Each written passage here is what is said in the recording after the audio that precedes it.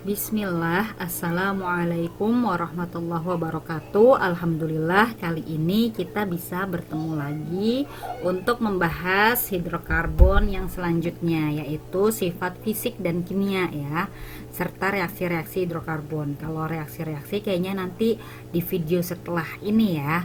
Jadi kita sekarang fokus dulu ke sifat fisik dan sifat kimia senyawa hidrokarbon. Sebelum kita mulai, kita berdoa dulu ya.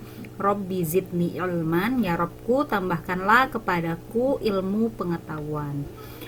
Jangan lupa ketika kalian menyimak video ini sampai selesai, kalian dicatat ya, agar tidak mudah lupa. Ikatlah ilmu dengan menulisnya. Pembahasan pada materi ini, yang pertama tentang sifat fisis kimia hidrokarbon, kedua tentang sifat kimia senyawa hidrokarbon ya. Pada video ini kita fokus ke poin 1 dan poin 2. Sedangkan poin 3 dan poin 4, reaksi-reaksi pada alkana, alkena dan alkuna, akan kita bahas di video setelah ini. Jangan lupa untuk ditonton setiap videonya ya, agar kalian lebih pahamnya secara lengkap. Kita lanjut ke sifat fisis senyawa hidrokarbon. Sifat yang pertama ada wujud zat pada suhu kamar. Jadi senyawa alkana, alkena dan alkuna ya, wujudnya bisa berupa gas, cair dan padat. Kapan alkana, alkena, alkuna berwujud gas? Kalau C-nya antara 1 sampai C4 kalau pada alkana ya. Kalau pada alkena alkuna, kalau jumlah C-nya 1 sampai 3 wujudnya masih gas. Contohnya gas metana. Metana berarti kan CH4 ya, jumlah C-nya 1. Golongan alkana berarti dia berwujud gas ya. Nah, kapan berwujud cair? Kalau jumlah C-nya 5 sampai 17. Contohnya cairan heksana. Heksa C-nya 6, H-nya 14 ya. Karena C6 masuk dalam rentang C5 sampai C17, maka wujudnya berupa cairan. Ada juga berwujud padat, contohnya parafin atau lilin ya. Ini kalau jumlah C-nya biasanya lebih dari 17, wujudnya padat. Seperti itu sifat fisis yang pertama. Sifat fisis yang kedua yaitu sifat nonpolar. Semakin panjang rantai senyawa hidrokarbon semakin nonpolar. Berarti kebalikannya, semakin pendek rantai berarti senyawa hidrokarbon semakin mendekati polar ya. Nah, mendekati polar tapi jarang yang ada polar banget ya. Jadi rata-rata senyawa karbon itu bersifat nonpolar. Semakin panjang rantainya semakin bersifat nonpolar. Sifat fisis yang ketiga, titik didih. Semakin panjang rantai karbon, maka titik didih senyawa hidrokarbon semakin tinggi. Ya iyalah yang secara logikanya ya. Berarti semakin banyak massa molekulnya kan ya. Panjang rantainya berarti kan massa molekulnya semakin besar. Kita mendidihkan suatu zat yang massanya lebih besar dengan massa yang lebih kecil, ya tentu titik didihnya lebih tinggi yang massanya lebih besar, atau yang semakin panjang rantainya titik didih senyawa hidrokarbon akan semakin tinggi. Senyawa karbon rantai lurus ya, ingat nih, yang rantainya lebih lurus memiliki titik didih yang lebih besar dari senyawa karbon rantai bercabang dengan MR yang sama. Contoh supaya lebih paham. Senyawa nomor 1 jumlah C-nya 1, 2, 3, 4, 5, 6, 7, 8. Ada 8 rantai lurus, artinya tidak punya cabang. Senyawa yang kedua C-nya ada 4 lurus semua. Senyawa yang ketiga C-nya ada 4, tapi rantai utamanya 3, satunya lagi cabang ya. Ini senyawa 2 dan senyawa 3 sama-sama C-nya 4, H-nya 10 ya. Nah, tapi bentuk rantainya berbeda.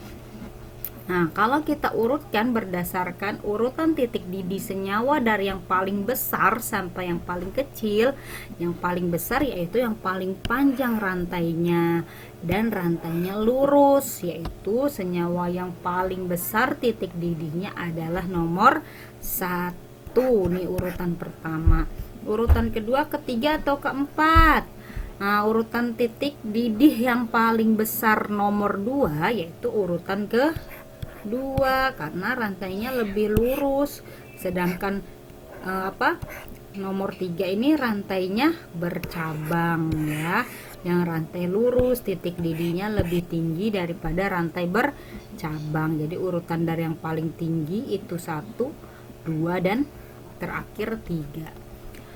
Sifat fisis yang keempat, kelarutan dalam air. Semakin panjang rantai karbon ya, kelarutan senyawa hidrokarbon semakin kecil. Jadi semakin banyak C-nya, kelarutan dalam airnya semakin kecil atau semakin sulit larut dalam air ya.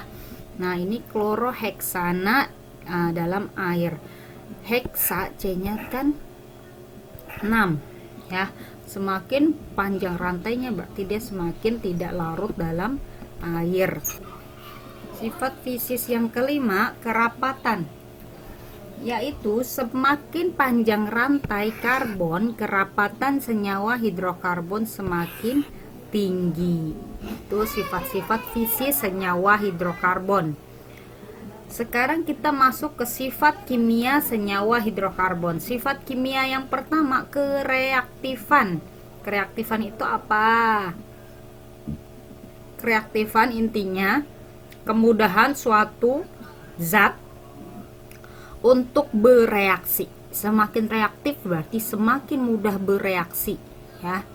Kereaktifannya urutannya yang paling mudah bereaksi itu alkuna, lalu alkena, terakhir alkana. Berarti kalau makin sulit bereaksi artinya dia makin stabil ya. Makin reaktif dia makin kurang stabil. Nah, maka kereaktifan hubungannya berhubungan juga dengan kestabilan. Berarti yang paling stabil siapa? Alkana, karena dia paling kurang reaktif. Kalau kurang reaktif kan berarti paling sulit bereaksi. Kalau paling sulit bereaksi berarti dia lebih stabil ya. Alkana lebih stabil dibanding alkena, terakhir alkuna. Nah, sifat keasamannya gimana nih? Urutan sifat keasaman, alkuna lebih asam dibanding alkena, alkena lebih asam dibanding alkana ya. Contoh, ada CH3, CH2, CH3, artinya ini si propanal rantai lurus. Yang satu lagi ada propena, ada ikatan rangkap 2. Kereaktifan propena lebih reaktif dibanding propana ya. Kereaktifan alkena lebih besar dibanding alkana. Terus kalau kestabilannya gimana?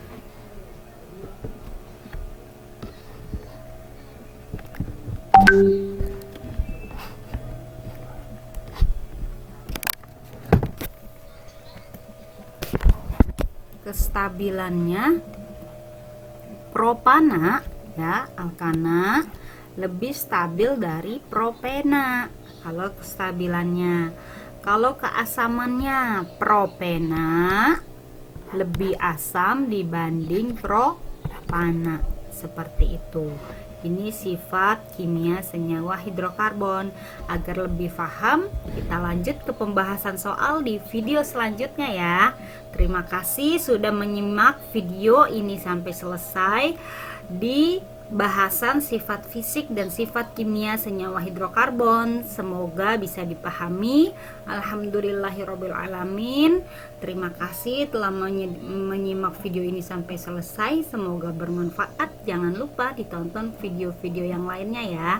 Assalamualaikum warahmatullahi wabarakatuh.